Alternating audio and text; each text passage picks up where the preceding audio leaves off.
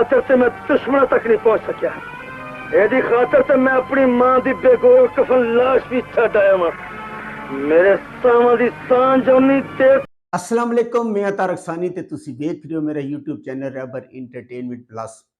सुल्तान राय दी एक super duper hit film लैके तुहाडी खिदमत विच हाज़र हो रहे हैं और इस फिल्म का नाम है तूफान।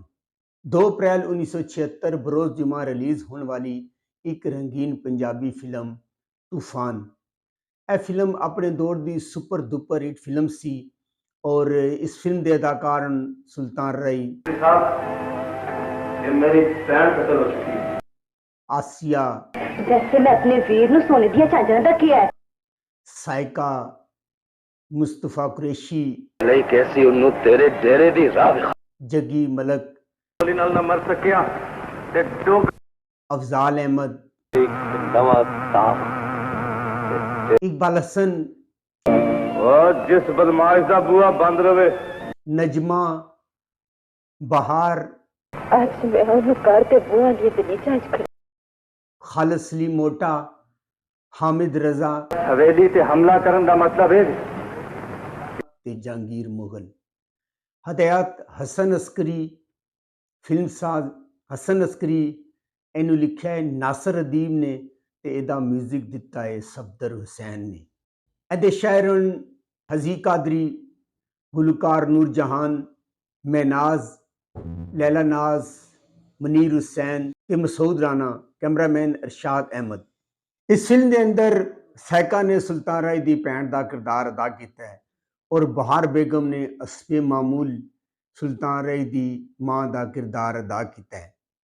और मैं तुहानूं दसदा जावां कि सुल्तान राय ने इस फिल्म के अंदर एक साबका फौजी का किरदार अदा किया है जिहड़ा कि जंग विच जख्मी हो जाता है और लंगड़ा के चलता है। और सुल्तान राय ने बड़ी ही ज़बरदस्त और बड़ी ही अच्छी परफॉर्मेंस का मुजाहरा किया है। कानून नहीं कैर पढ़ के आया वहां ते जदों कैर टुट ले तेरी हवेली दा हर रसूल टुट हर रसूल।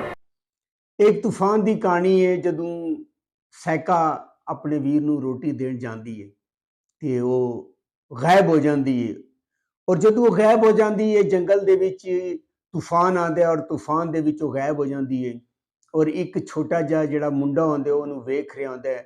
ਉਹਦੇ ਅੱਖਾਂ ਅੱਗੇ ਸਾਰੀ ਹਕੀਕਤ ਹੁੰਦੀ ਹੈ ਔਰ ਇੱਕ ਸ਼ਖਸ ਆਂਦਾ ਉਹਦੇ ਉੱਤੇ ਹਮਲਾਵਰ ਹੁੰਦਾ ਹੈ ਔਰ ਉਹਨੂੰ ਕਤਲ ਕਰ ਦਿੰਦਾ, ਗਾਇਬ ਕਰ ਦਿੰਦਾ, ਪਤਾ ਨਹੀਂ ਚੱਲਦਾ ਕਿ ਉਹ ਕਿੱਧਰ ਚਲੀ ਗਈ ਹੈ। ਤੇ ਸੁਲਤਾਨ ਰਾਏ ਦਾ ਇਸ ਫਿਲਮ ਨਾਮ ਸ਼ੇਰਾ ਹੁੰਦਾ ਹੈ ਤੇ ਸ਼ੇਰਾ ਇੱਕ ਸਾਬਕਾ ਫੌਜੀ ਹੁੰਦਾ ਹੈ ਔਰ ਜਦ ਉਹਨੂੰ ਪਤਾ ਚੱਲਦਾ ਹੈ ਕਿ ਉਹਦੀ ਜਿਹੜੀ ਭੈਣ ਹੈ ਉਹ ਗਾਇਬ ਹੋ ਗਈ ਹੈ, ਉਹਨੂੰ ਢੂੰਡਦਾ ਹੈ, ਥਾਣੇ ਰਿਪੋਰਟ ਜਾ ਕੇ ਦਰਜ ਕਰਾਉਂਦਾ ਹੈ, ਲੇਕਿਨ ਕਿਸੇ ਤਰ੍ਹਾਂ ਵੀ ਉਹਦਾ ਪਤਾ ਨਹੀਂ ਚੱਲਦਾ। ਉਹਦਾ ਨਾਮ ਬਾਨੋ ਹੁੰਦਾ ਹੈ और बानो नूं वो बड़ा तलाश करता है, उसकी तलाश ही निकलता है और उन्होंने कोई कामयाबी हासिल नहीं होती। आखिर वो जंगल उस जगह जाता है जिस जगह तो बानो गायब हुई है और पुलिस जी होंगी कातलों की तलाश होंगी और अचानक उन्होंने एक मस्क शुदा लाश जंगल दे विच मिलती है। जब उन्होंने लाश मिलती है तो ये समझते हैं कि यह बानो की लाश है। वो शेरे नूं इतला देंदे, शेरा आंदा है। शेरा जदों अपनी भैन की लाश देखता है तो वह कातल की तलाश ही निकलता है और उस जंगल उस जगह आता है, उत्थे उन्होंने एक लाकट मिलता है और वह बच्चा जिहड़ा उस वाक़े का गवाह होंदा है वो बच्चे दे नाल दी मुलाकात होंदी है तो बच्चा उन्होंने दसदा है कि वो जिहड़ा बंदा सी उन्होंने मैं पछाण नहीं सकता, लेकिन उहदे कोल जिहड़ा घोड़ा सी वो काला सी। सुल्तान राय शेरे नूं यह निशानी मिल जाती है, वो कातल की तलाश निकलता है, पिंड पिंड गली गली उन्होंने तलाश करता है तो उसकी मुलाकात मंदा दे नाल होंदी है। मंदा का किरदार अदाकार आसिया ने अदा किया है जिहड़ी एक गुजरी होंदी है, दूध वेचण वाली होंदी है और इकबाल हसन ने फिल्म के अंदर मंदा दे वीर का किरदार अदा किया है जिसका नाम माखा होंदा है। और मंदा दे नाल उहदी मुलाकात होंदी है और मंदा ते कोलों वो पूछता है कि किसी शख्स का तू काला घोड़ा तो नहीं वेख्या ते जिहड़ा मंदा दा वीर होंदा इकबाल हसन माखा ਉਹਦਾ भी काला घोड़ा होंदा है। मंदा ਉਹਨੂੰ अपने घर लैके आंदी है और लैके कार जदों लैके आंदी है तो वह माखे को पूछता है। माखे ने इस फिल्म के अंदर एक बदमाश का किरदार अदा किया जिहड़ा अखड़ किस्म का शख्स होंदा है। इस फिल्म के अंदर नजमा का कोई काम खास नहीं है, रूटीन के 2-4 गाने होंदे ने, वो माखे दे नाल प्यार करदी है। शेरे नूं माखे का पता चलता है, वो माखे दे कोल जांदा है और माखा उहनूं दसदा है जिहड़ा मेरा काला घोड़ा सी वो मैं एक ਚੌਧਰੀ ਦੇ ਅੱਗੇ ਵੇਚਿਆ ਔਰ ਚੌਧਰੀ ਦੇ ਅੱਗੇ ਮੈਂ ਵੇਚਿਆ ਤੇ ਚੌਧਰੀ ਆਪਣੇ ਇੱਕ ਦੋਸਤ ਦਾ ਜ਼ਿਕਰ ਕਰ ਰਿਹਾ ਸੀ ਜਿਹਦੇ ਕੋਲ ਉਹ ਘੋੜਾ ਲੈ ਕੇ ਗਿਆ। ਉਹਦਾ ਨਾਮ ਬਾਊ ਹੁੰਦਾ ਹੈ। ਬਾਊ ਦਾ ਕਿਰਦਾਰ ਅਦਾਕਾਰ ਅਫਜ਼ਾਲ ਅਹਿਮਦ ਨੇ ਅਦਾ ਕੀਤਾ ਹੈ ਔਰ ਚੌਧਰੀ ਦਾ ਕਿਰਦਾਰ ਅਦਾਕਾਰ ਜੱਗੀ ਮਲਕ ਨੇ ਅਦਾ ਕੀਤਾ ਹੈ। ਜੱਗੀ ਮਲਕ ਦਾ ਇਸ ਫਿਲਮ ਵਿੱਚ ਕੋਈ ਖਾਸ ਕੰਮ ਨਹੀਂ ਹੈ। ਜਦੋਂ ਸ਼ੇਰੇ ਨੂੰ ਪਤਾ ਚੱਲਦਾ ਹੈ, ਸ਼ੇਰਾ ਜਾਂਦਾ ਹੈ ਔਰ ਚੌਧਰੀ ਕੋਲੋਂ ਜਾ ਕੇ ਪੁੱਛਦਾ ਘੋੜੇ ਦੇ ਬਾਰੇ ਤੇ ਉਹ ਉਹਨੂੰ ਦੱਸਦਾ ਕਿ ਮੈਂ ਜਿਹੜਾ ਘੋੜਾ ਸੀ ਮੇਰਾ ਕਾਲਾ ਉਹ ਮੈਂ ਬਾਊ ਦੇ ਅੱਗੇ ਵੇਚ ਚੁੱਕਿਆ ਔਰ ਬਾਊ ਜਿਹੜਾ ਪਿੰਡ ਡੋਗਰ ਦਾ ਰਹਿਣ ਵਾਲਾ ਹੈ। ਅਗਰ ਤੂੰ ਪਿੰਡ ਡੋਗਰ ਦਾ ਰਸਤਾ ਪਤਾ ਕਰਨਾ ਹੈ ਤੂੰ ਜਾ ਸਟੇਸ਼ਨ ਤੇ, ਉੱਥੇ ਸਟੇਸ਼ਨ ਮਾਸਟਰ ਕੋਲੋਂ ਪਤਾ ਕਰ। ਔਰ ਮੁਸਤਫਾ ਕੁਰੈਸ਼ੀ ਨੇ ਇਸ ਫਿਲਮ ਦੇ ਅੰਦਰ ਡੋਗਰ ਦਾ ਕਿਰਦਾਰ ਅਦਾ ਕੀਤਾ ਹੈ, ਜਿਹੜੇ ਆਪਣੇ ਇਲਾਕੇ ਦਾ ਇੱਕ ਬਹਾਦਰ ਔਰ ਦਲੇਰ ਔਰ ਬਦਮਾਸ਼ ਕਿਸਮ ਦਾ ਸ਼ਖਸ ਹੁੰਦਾ ਔਰ ਪੂਰੇ ਇਲਾਕੇ ਦੇ ਅੰਦਰ ਉਹਦੀ ਦਹਿਸ਼ਤ ਹੁੰਦੀ ਹੈ। ਉਹ ਡੋਗਰ ਜਿਹੜਾ ਹੁੰਦਾ ਉਹ ਬਾਊ ਦਾ ਅਫਜ਼ਾਲ ਅਹਿਮਦ ਦਾ ਭਰਾ ਹੁੰਦਾ ਹੈ ਔਰ ਉਹਨਾਂ ਨੇ ਇਲਾਕੇ 'ਚ ਉਹਨਾਂ ਦੀ ਦਹਿਸ਼ਤ ਹੁੰਦੀ ਹੈ। ਸ਼ੇਰੇ ਨੂੰ ਪਤਾ ਚੱਲਦਾ ਹੈ। ਸ਼ੇਰੇ ਨੂੰ ਜਦੋਂ ਪਤਾ ਚੱਲਦਾ ਹੈ ਉਹ ਜਾਂਦਾ ਔਰ ਜਾ ਕੇ ਹਵੇਲੀ ਜਾਂਦਾ ਔਰ ਬਾਊ ਦੇ ਕੋਲੋਂ ਆਪਣੇ ਭੈਣ ਦੇ ਬਾਰੇ ਪੁੱਛਦਾ ਹੈ। ਬਾਊ ਇਨਕਾਰ ਕਰ ਦਿੰਦਾ ਹੈ, ਜਿਹਨੂੰ ਸੁਣ ਕੇ ਸ਼ੇਰੇ ਨੂੰ ਬਹੁਤ ਗੁੱਸਾ ਆਉਂਦਾ ਹੈ। ਖੈਰ ਉਹ ਵਾਪਸ ਆ ਜਾਂਦਾ ਹੈ, ਉਹਦੇ ਕੋਲ ਕੋਈ ਸਬੂਤ ਨਹੀਂ ਹੁੰਦਾ। ਸ਼ੇਰਾ ਆਪਣੀ ਭੈਣ ਦੇ ਕਾਤਲ ਦੀ ਤਲਾਸ਼ 'ਚ ਹੁੰਦਾ ਹੈ ਔਰ ਉਹਨੂੰ ਪੱਕਾ ਸ਼ੱਕ ਹੁੰਦਾ ਹੈ ਕਿ ਜਿਹੜਾ ਬਾਊ ਹੈ ਉਹਨੇ ਉਹਦੀ ਭੈਣ ਨੂੰ ਕਤਲ ਕੀਤਾ ਹੈ, ਪਰ ਉਹਦੇ ਕੋਲ ਸਬੂਤ ਨਹੀਂ ਹੁੰਦਾ। ਇਸ ਮੌਕੇ ਤੇ ਮੰਦਾ ਉਹਦੀ ਮਦਦ ਕਰਦੀ ਹੈ ਔਰ ਸ਼ੇਰਾ ਹਵੇਲੀ ਤੇ ਹਮਲਾ ਆਵਰ ਹੁੰਦਾ ਹੈ ਔਰ ਇਸ ਹਮਲੇ ਦੇ ਦੌਰਾਨ ਉਹ ਜ਼ਖਮੀ ਹੋ ਜਾਂਦਾ ਹੈ। ਜਦੋਂ ਉਹ ਜ਼ਖਮੀ ਹੋ ਜਾਂਦਾ ਹੈ ਜਾਨ ਬਚਾ ਕੇ ਆਪਣੀ ਉੱਥੋਂ ਨੱਸਦਾ ਹੈ ਔਰ ਮੰਦਾ ਉਹਨੂੰ ਮਿਲ ਜਾਂਦੀ ਹੈ। ਮੰਦਾ ਉਹਨੂੰ ਘਰ ਆਪਣੇ ਲੈ ਕੇ ਜਾਂਦੀ ਹੈ, ਉਹਦੀ ਗੋਲੀ ਕੱਢਦੀ ਹੈ ਔਰ ਇੱਕ ਨਵੇਂ ਐਕਟਰ ਅਹਿਮਦ ਰਜ਼ਾ ਨੇ ਇਸ ਫਿਲਮ ਦੇ ਅੰਦਰ ਡਿਪਟੀ ਦਾ ਕਿਰਦਾਰ ਅਦਾ ਕੀਤਾ ਹੈ। ਉਹਦਾ ਬੜਾ ਅੱਛਾ ਕੰਮ ਹੈ ਔਰ ਉਹ ਇੱਕ ਇਮਾਨਦਾਰ ਪੁਲਿਸ ਆਫੀਸਰ ਹੁੰਦਾ ਹੈ। ਉਹ ਜਾਂਦਾ ਔਰ ਜਾ ਕੇ ਸ਼ੇਰੂ ਨੂੰ ਮਿਲਦਾ ਹੈ। ਸ਼ੇਰੇ ਉਹਨੂੰ ਦੱਸਦਾ ਕਿ ਕਾਤਲ ਦਾ ਜਿਹੜਾ ਸਰਾਗ ਹੈ ਮੈਂ ਲਗਾ ਦਿੱਤਾ ਹੈ, ਉਹ ਡੋਗਰ ਦਾ ਭਰਾ ਵੇ। ਪੁਲਿਸ ਜਾਂਦੀ ਔਰ ਬਾਊ ਔਰ ਡੋਗਰ ਨੂੰ ਗ੍ਰਿਫਤਾਰ ਕਰਨਾ ਚਾਹੁੰਦੀ ਹੈ, ਪਰ ਉਹਨਾਂ ਦੇ ਕੋਲ ਕੋਈ ਸਬੂਤ ਨਹੀਂ ਹੁੰਦਾ। ਖੈਰ ਡਿਪਟੀ ਉਹਨੂੰ ਕਹਿੰਦਾ ਕਿ ਅਗਰ ਮੇਰੇ ਹੱਥ ਜਿਸ ਦਿਨ ਸਬੂਤ ਆਇਆ ਮੈਂ ਤੈਨੂੰ ਗ੍ਰਿਫਤਾਰ ਕਰ ਲਾਂਗਾ।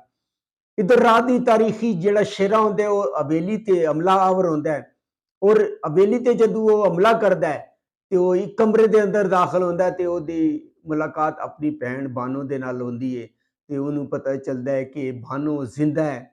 ਉਹ ਉੱਥੋਂ ਲੈ ਕੇ ਉਹਨੂੰ ਫਰਾਰ ਹੁੰਦਾ ਹੈ। ਹਮਲਾਵਰ ਹੁੰਦੇ ਨੇ ਉਹਦੇ ਉੱਤੇ ਹਵੇਲੀ ਦੇ ਮੁਹਾਫਿਜ਼। ਖੈਰ ਉਹ ਆਪਣੀ ਭੈਣ ਨੂੰ ਲੈ ਕੇ ਨਿਕਲ ਜਾਂਦਾ ਹੈ। ਸ਼ੇਰਾ ਤੇ ਬਾਨੋ ਜਦੋਂ ਆਪਣੇ ਘਰ ਪਹੁੰਚਦੇ ਨੇ ਤੇ ਉਹਨਾਂ ਨੂੰ ਪਤਾ ਚੱਲਦਾ ਹੈ ਕਿ ਉਹਨਾਂ ਦੀ ਮਾਂ ਜਿਹੜੀ ਹੈ ਨਾ ਮਰ ਚੁੱਕੀ ਹੈ। ਉਹ ਮਾਯੂਸ ਹੋ ਜਾਂਦਾ ਔਰ ਉੱਥੋਂ ਲੈ ਕੇ ਵਾਪਸ ਉਹਨੂੰ ਮੰਦਾ ਦੇ ਕੋਲ ਜਾਂਦਾ ਹੈ। ਮੰਦਾ ਉਹਨੂੰ ਆਪਣੇ ਕੋਲ ਰੱਖਦੀ ਹੈ ਔਰ ਬਾਨੋ ਦੀ ਹਿਫਾਜ਼ਤ ਕਰਦੀ ਹੈ। ਉਹ ਡੋਗਰ ਦੇ ਜਿਹੜੇ ਬੰਦੇ ਹੁੰਦੇ ਨੇ ਉਹ ਬਾਨੋ ਨੂੰ ਚੁੱਕਣ ਦੀ ਕੋਸ਼ਿਸ਼ ਕਰਦੇ ਨੇ, ਲੇਕਿਨ ਜਿਹੜੀ ਮੰਦਾ ਹੁੰਦੀ ਹੈ ਉਹ ਤਿੰਨਾਂ ਨੂੰ ਕਤਲ ਕਰ ਦਿੰਦੀ ਹੈ ਔਰ ਕਤਲ ਕਰਕੇ ਉਹ ਖੁਦ ਥਾਣੇ ਦੇ ਵਿੱਚ ਪੇਸ਼ ਹੋ ਜਾਂਦੀ ਹੈ, ਆਪਣੀ ਗ੍ਰਿਫਤਾਰੀ ਦੇ ਦਿੰਦੀ ਹੈ ਔਰ ਉਹਨਾਂ ਨੂੰ ਦੱਸਦੀ ਹੈ ਕਿ 3 ਬੰਦੇ ਬਾਨੋ ਤੇ ਹਮਲਾਵਰ ਸਨ, ਤਿੰਨਾਂ ਨੂੰ ਮੈਂ ਕਤਲ ਕਰ ਦਿੱਤਾ ਹੈ। ਸ਼ੇਰਾ ਜਿਹੜਾ ਹੁੰਦਾ ਹੈ ਉਹ ਮੁਸਲਸਲ ਡੋਗਰ ਤੇ ਹਮਲਾ ਕਰਦਾ।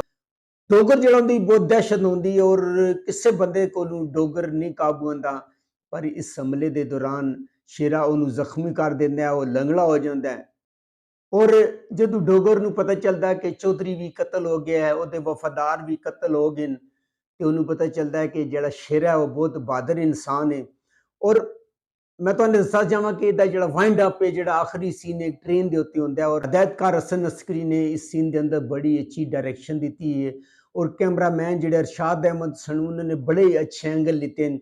आखिरी सीन तकरीबन 15-20 मिनट दे और ये सारा ट्रेन के उत्ते भी और चलती ट्रेन के अंदर फाइट दिखाई गई है और बड़ा ही जबरदस्त वाइंड अप इदा किया गया है। और जो एंड उत्ते शेरा होंगे वो डोगर नूं मार देंदा है, बाऊ नूं भी मार देंदा है, मंदा अपनी गिरफ्तारी दे देंदी है और जिहड़ी मां होंदी है वो मर जाती है। और यह फिल्म यूट्यूब पर मौजूद है, तुसीं जाके वेख सकते हो। अगर तुहानूं मेरी मालूमात अच्छी लगी हो मेरे चैनल नूं लाइक करो, सबसक्राइब करो ते शेयर करो ते नैक्सट वीडियो तक रब राखा।